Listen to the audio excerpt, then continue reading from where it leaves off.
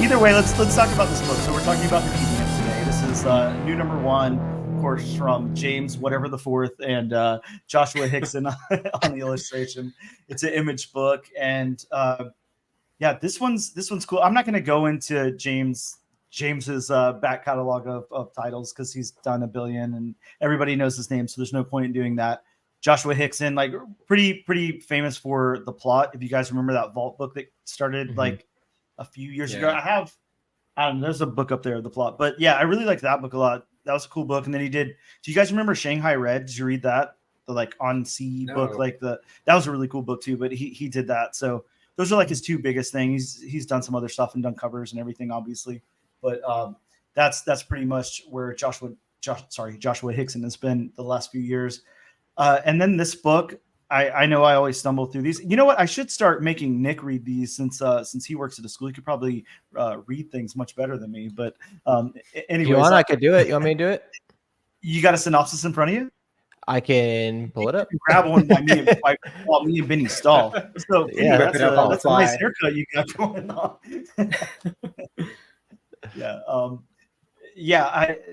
I can read it. I got it. I got it. Do it. Heck yeah. Snow falls over Milwaukee in 1972. A blood-stained Santa Claus commits unimaginable atrocities against young men.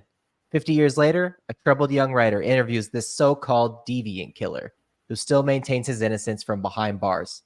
And as Christmas approaches, once again, the past returns, wielding a sharpened axe. Eisner-winning writer James Tynan IV and acclaimed artist Joshua Hickson. The Plot, Children of the Woods. I never read Children of the Woods, but I did read The Plot. The Plot was pretty good. They unite for a pitch black holiday horror story. Beautifully read. Well, just in time for the holidays.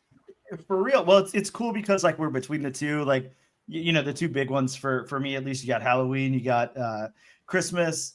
Like, it always sucks because Halloween's, you know, I think we talked about this before, but like Halloween's a thing for like, you know, a week or two, and then it's gone. But Christmas is around for like the whole fourth quarter of the year. So you know, Halloween just gets buried pretty quickly. So it's always cool whenever you have these, I don't know, like horror themed like Christmas things to bring a little bit of Halloween back into it. So I'm excited we have that.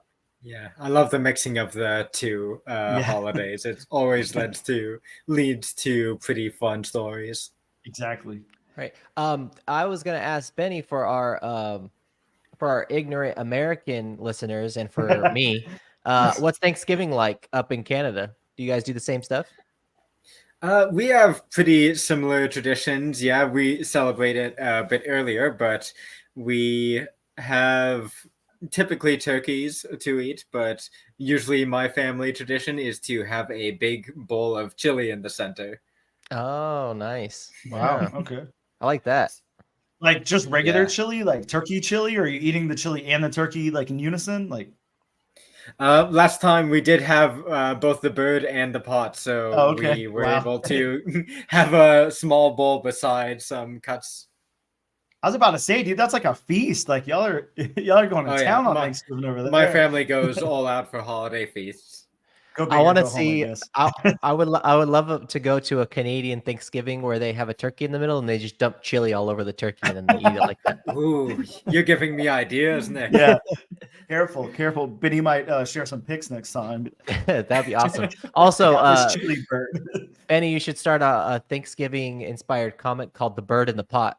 That would be awesome. I definitely read that. There's already a pot calling the kettle black pun in there somewhere. Yeah. Oh yeah, definitely. you could definitely squeeze one out of that for sure. Well, yeah, let's talk about this book. There's like so much to talk about with this book. I don't even know where to start. I guess just, you know, narratively, and I want to pass it along to you guys, of course, to tell your, you know, versions of it or whatever. But you know, narratively, this takes place in, I can't say present day because it actually takes place in the future, you know, a couple of weeks from now in December, which we're not in yet. Yeah, kind of scary. I was thinking about it. I'm like, wait, this hasn't happened yet. So there's still time for this to happen, which freaks me out. So hopefully not, fingers crossed. But yeah, this starts out in Chicago, and in December 2023. Kind of shows our main. I don't know if he's the main character. Yeah, I guess the main character of the book.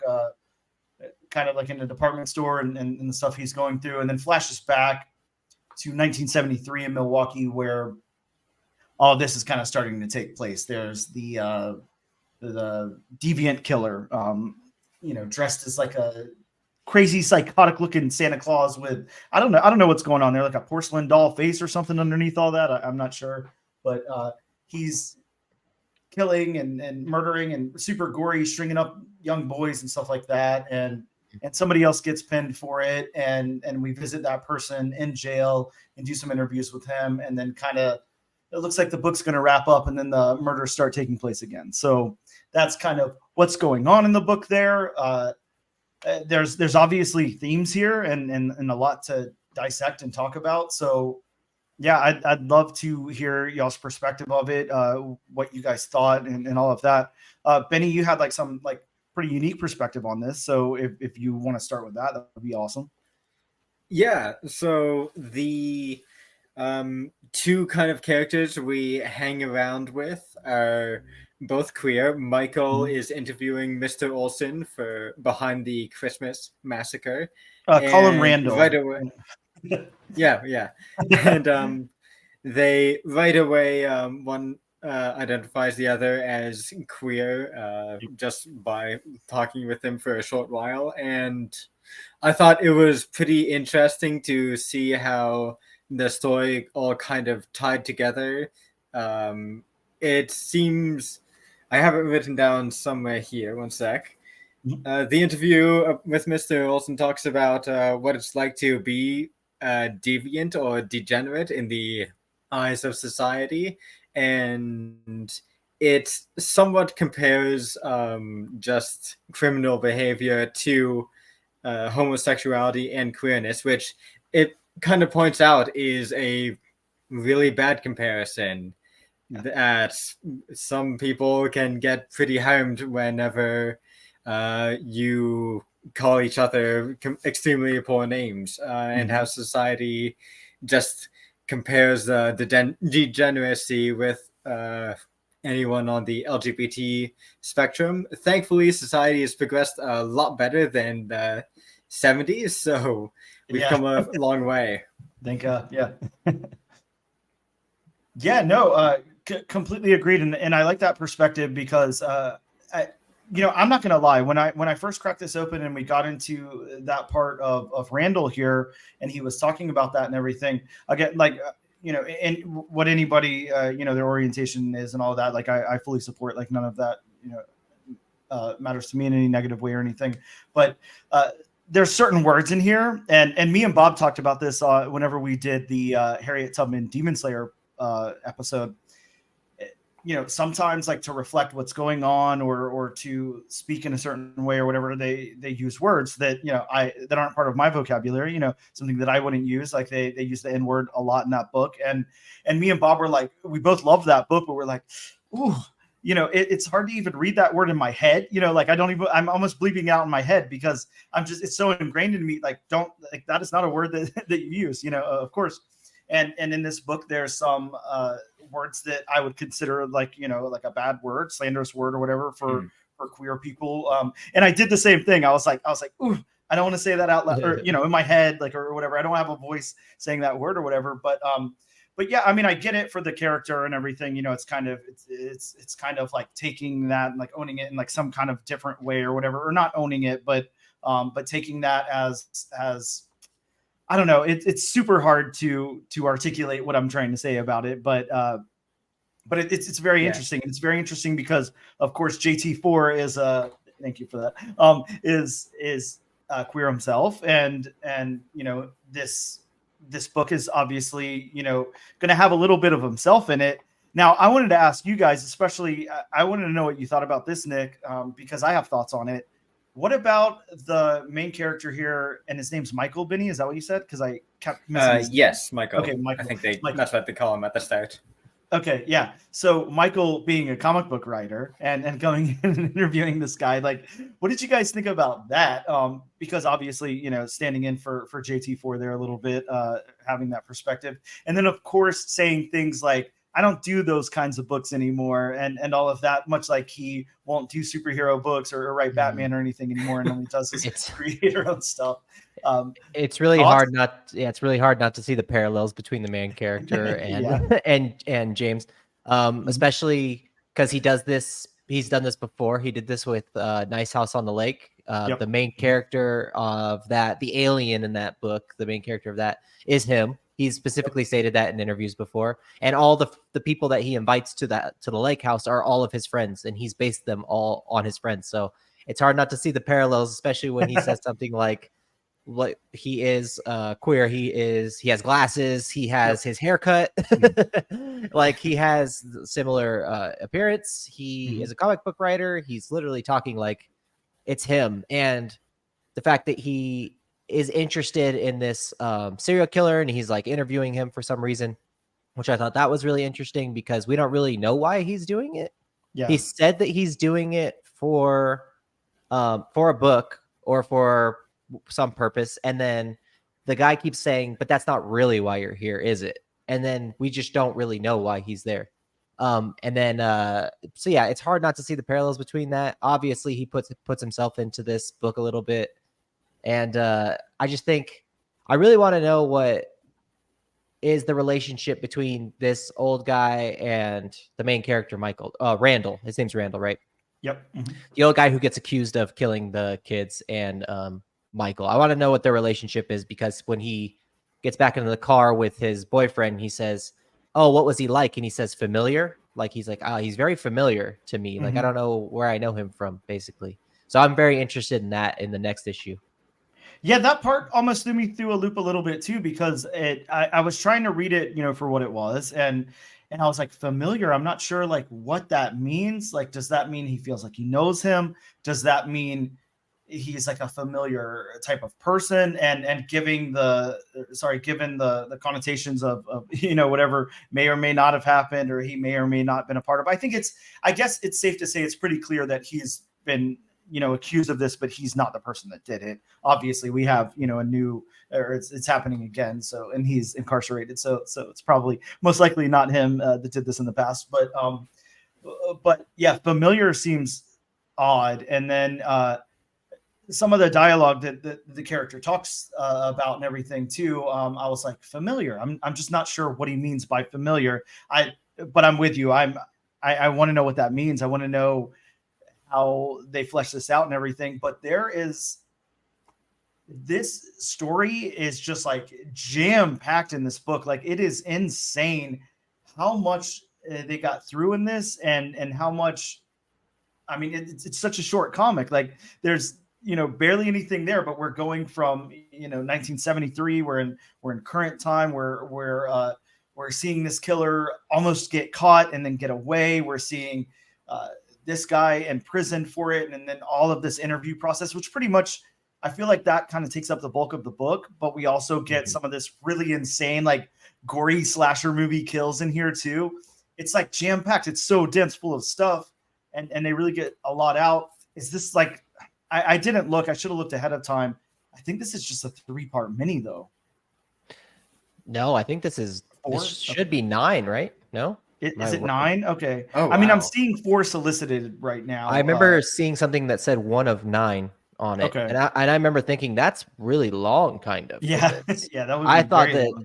that this would be like a 1 out of 5 or 1 out of 4, but 1 out of 9 seems like pretty long, especially if this is like once a month. Yeah. It's like almost an entire year. We should mention that this first issue is a pretty long one as well, at around 40 pages. Yeah, definitely. And I would say this for anybody who hasn't read it yet, it's not deceiving or anything, but you crack open the book and you've got like a pretty good portion where there's not really any dialogue, or there's very minimal dialogue. And then of course, once we get into like the interview process and stuff like that, that thickens out a bit. But it's not like super dialogue heavy or anything. Like, it's definitely not exposition heavy at all. James definitely knows how to write, so there's not exposition dumps or anything in here. but I would say it's like a very, very good mixture of silent panels and then panels with very, very little dialogue, and then like jam-packed conversations in a panel. Which is, I feel like that's something, you know, a lot of people can't pull off. Benny, you were just talking to me about a New Mutants book that I absolutely love. And Nick, we were talking about New Mutants just a few episodes ago. Mm-hmm.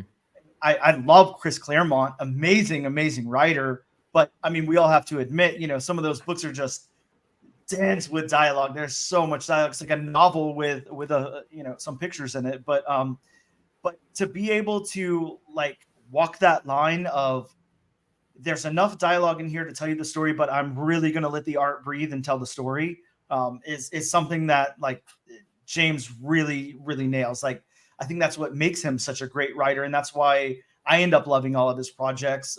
There's honestly not even a book I can think of his that I don't love. The only one that I haven't read that I can think of off the top of my head is I still haven't dove into the Closet book. I haven't read that yet. I don't know if you guys have read that or not, but I've heard I really have good read stuff that. about Yeah. it. Yeah. Okay. It's really short and it's only 3 books, which kind of like off-put me a little bit because I was like, oh man, like, because I wish it was longer. That's a good problem to have though, you know? yeah, definitely. But it was only 3 books and I thought it was good for what it was, which was just like a 3-part miniseries about like the, he always does the good parallels of like the horrors of society and the horrors that are like supernatural or the unknown. And I really like that about this too, because this whatever's killing people does not seem like human to me. Because of the face and like the beard is covering, and then like you said, it was like a porcelain type of mask. Yeah, exactly. It doesn't really seem like it's like a human creature to me, which she's uncannily thin and tall as well. Yeah. Just a little bit. Yeah. So yeah, I like that he has those parallels between like the horrors of society and the horrors of like the unknown. And I think that's really cool. And yeah, I do really, we haven't gotten into this though, but like, yeah, like Benny said, I love the design of the creature or the person. I love that it's just like a hunched over Santa Claus. And he looks like super larger than life, like really skinny and tall, almost like a Paul Bunyan kind of figure. He's got the axe and everything. I really like his design. Yeah. Yeah, it's a cool design. It's very interesting. It's almost like, I don't know exactly how to word that, but like it's more like creepy than imposing or something. I almost feel like it would be, I don't know, maybe like easy to outmaneuver it or something, but probably not. I mean, it's so like in its presence, you would just be, you know, stand still and not know what to do. He looks like he has so much reach. Yeah. Yeah. He could just reach over and grab you.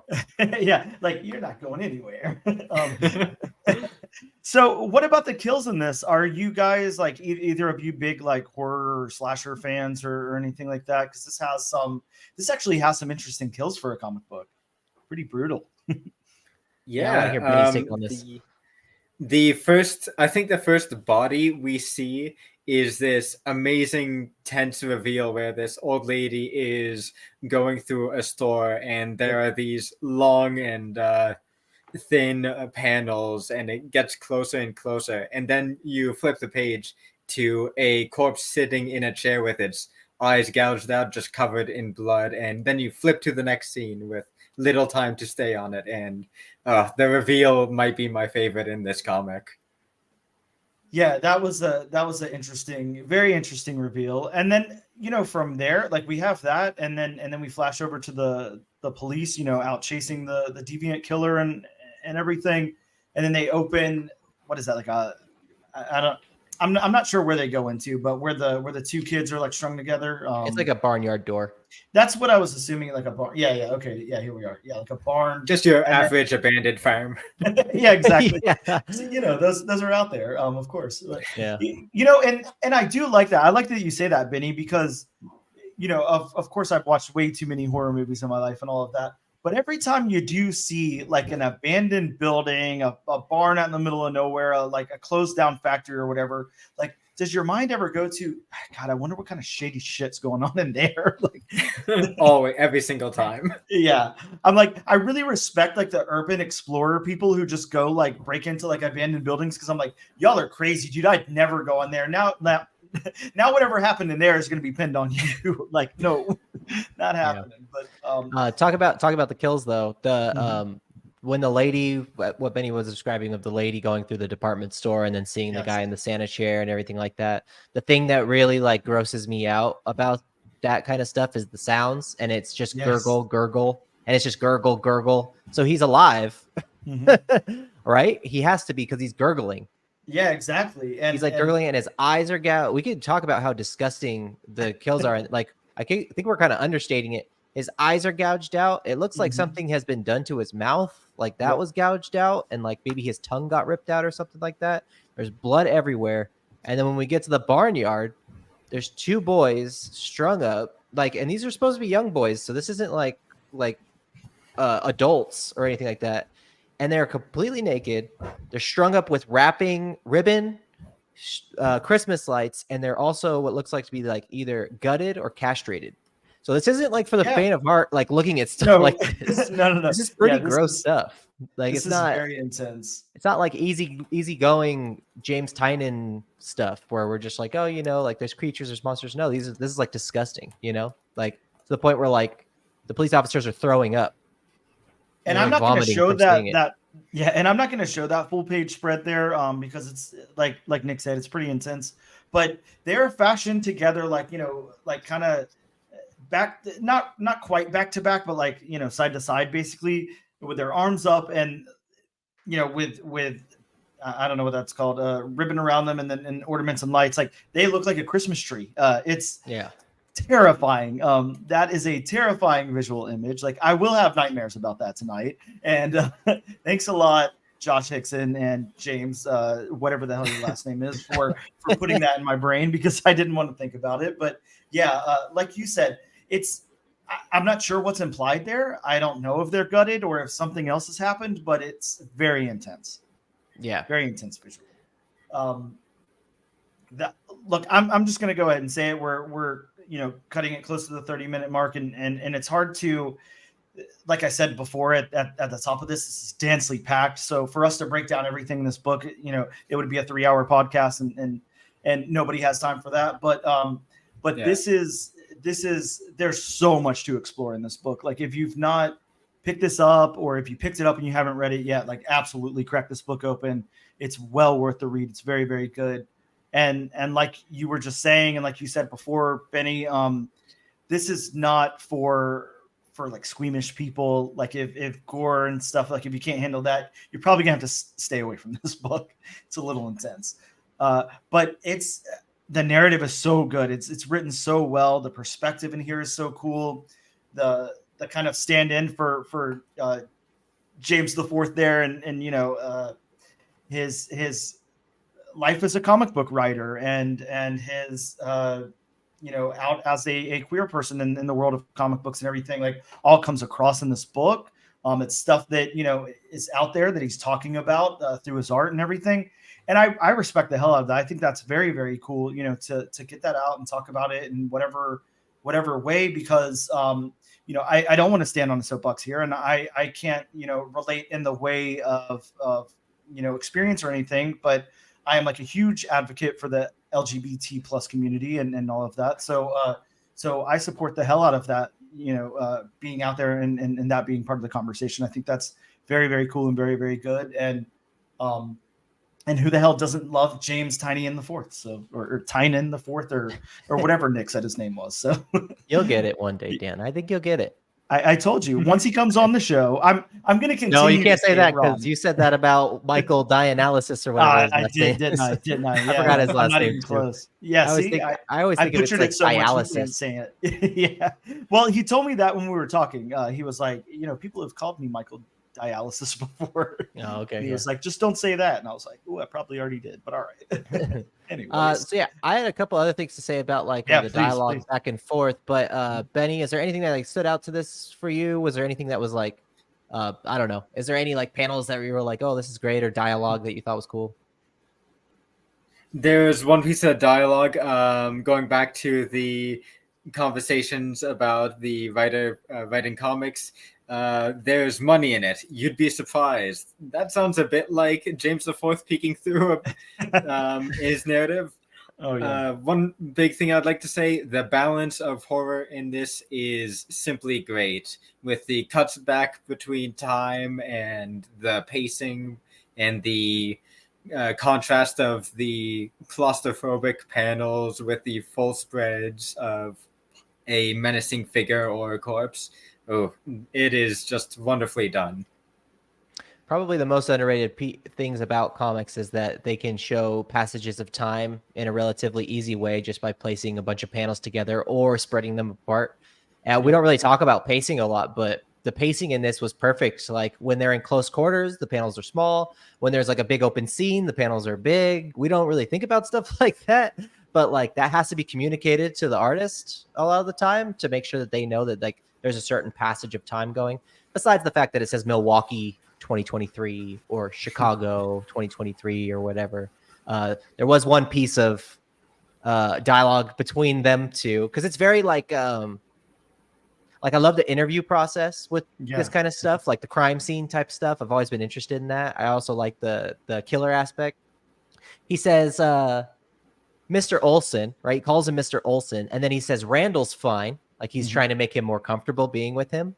And then he also says, you want me to react harder, don't you? And I just thought, and the harder word was bold. And I was like, ew, that's gross. Like that was so gross. And it's because he knows that he's gay. Yeah. I'm pretty sure. And he's just trying to make him feel more like that he knows, and he's giving him like hints into like, I know that you're gay. Like he's like, I'm gay. Like I can totally tell when someone else is like that too. He's like, you don't have to tell me. We could just act how we are. He also calls himself an old queen. I thought that was great. Yeah, I was about to say that was really good. But this guy's eyes are like this Randall guy. He's like, I'm an old queen. And like, when we think of like the tropes or like the like what a gay man, I think of like Los Angeles, West Hollywood, and like very flamboyant and stuff like that. And this guy's got like, he's balding. He's got like slick back hair. His eyes are sunken in. He doesn't look the best. Like it's just, it kind of throws away the facade of like, you don't really know what someone is just by the way that they look. You know what I mean? Yeah, exactly. And he looks like a killer, and he's probably not. Yep. And he's reduced to, what his life has been in prison for all this time and all of that. Like there's not much you can do with your looks or anything there, I guess. I'm with you though. That interview process, I really loved that part of the book. And that's pretty much the bulk of the book with a lot of other things going on. But I haven't watched this movie enough to say like, side by side or anything. They're obviously two very different things going on, but like that, the Silence of the Lambs, just like, it gave me those kind of vibes. She's got to go straight to the guy in prison to catch the other guy or whatever the hell was going on in Silence of the Lambs. And, and like, they have to talk, one-on-one together. So she's got to like, take herself out and be very vulnerable with this guy and talk to him and everything. And like, I see like a parallel to that somewhat, but again, like I don't think it's a rip or anything. Like it's a very different story, but I really like that about this. I think that's the only thing I like about Silence of the Lambs, because I'll be the first to say I hate that movie. I hate anything that has anything to do with eating people. I can't handle. So that's like my biggest fear in the world is like someone eating someone else. So no thanks. But but yeah, I really like that part of this book. I think it's really cool, and it's like, the way that that James and Josh are able to make this feel really close. And somebody said claustrophobic earlier. I don't know which one of you it was, but I feel that way. Like I feel like I'm in that room with them. Like they do so well at this view and making you feel like, there's a camera in the room capturing this conversation and everything. It's just done masterfully. This is top-notch comic book writing and really insanely good illustration on top of that. But guys, I don't know. We're at like the 35-minute mark. I don't want to take it too much longer. just give me your final impressions of the book. I will go ahead and say first, outstanding. I love this book. I thought it was really, really cool, and I cannot wait to check out issue number 2, which drops December 20th. So just a few days before Christmas. How cool is that? So I really liked it a lot. And then whoever wants to go next, please raise your hand and wait for Nick to call on you. Go ahead, Benny. Yeah, I definitely think this will be a great Christmas gift to yourself, and treat yourself nice to a holiday massacre with this murder mystery. I can't say that any better. I'm not gonna say anything. It's a good book. Can you imagine? Look, that goes on like that's like the little quote on like the bottom of the graphic novel. Like it'll be like it'll have that quote and it'll say from Benny on all different number 1 comics podcasts. But yeah, I'm with you.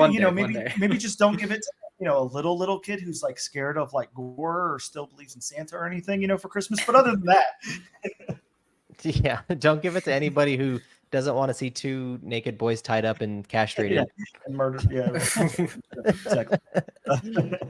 Yeah, I'm with you though. Nick, please, your final thoughts, and then your thumbs up. I will read the second one. I will read anything that this guy puts out pretty much. So it's just like it's a no-brainer for me. And didn't get to say this before. Art is absolutely fantastic. Yeah. I love that he doesn't get too much into detail with things a lot of the time, but the lighting, the art, the coloring, very cold, very like dark, very distant. Love that kind of stuff too. So I thought this book just hit on all notes for me. So I would give it like a 8 point. I don't usually do rating system, but I did it on our first podcast. So I'm gonna do it right now. I give it like an 8.6 out of 10, which is a really good score for me. So. Oh yeah, 8.6 out of 10. That's, I don't know. You work at school. That's like a B or something, right? But yeah, sure, a high B. Great grade first. Yep, it's a great grade. Exactly. Yeah, I'm with you. I really like the book a lot. And just to shout that out one more time, yeah, I'm the tone of the illustration here really, really fits the writing. So the combination of these 2 working together just knocks it out of the park. Super good, firing on all cylinders. Love it. Make sure you guys check out issue number 2, again, dropping 5 days before Christmas on December 20th. Benny, Nick, thank you guys so very much for joining me today to talk about the DEViANT. Much appreciated. And unless you guys have anything else to say, I'm going to let you go. Thank you for having me. Very nice. Have a good Christmas. Yeah. Yeah, exactly. Have some nice